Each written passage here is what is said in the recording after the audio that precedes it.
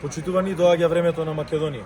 Една година од поставување на темелите кога ја градиме Македонија. Една година од инфраструктурни проекти за Охридско-Струшкиот регион.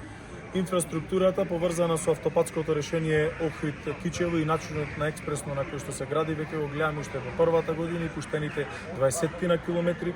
Пуштена е во употреба реконструираниот пат од Охрид до Светинаум, реконструирано е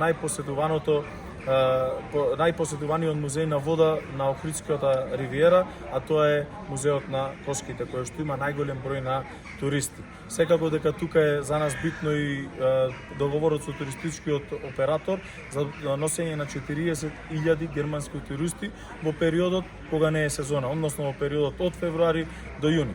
Тоа е она кое што е поврзано со инфраструктурата и туризмот. Секако дека од аспект на животната средина битно е дека сме при крај со враќањето на реката Црни Дрим во старото, на реката Сатеска и враќањето во старото корито за вливање во реката Црни Дрим. Од инфраструктурните проекти секако дека е прочистителната станица во Тарпејца, многу други работи направени и во индустријата и во земјоделието.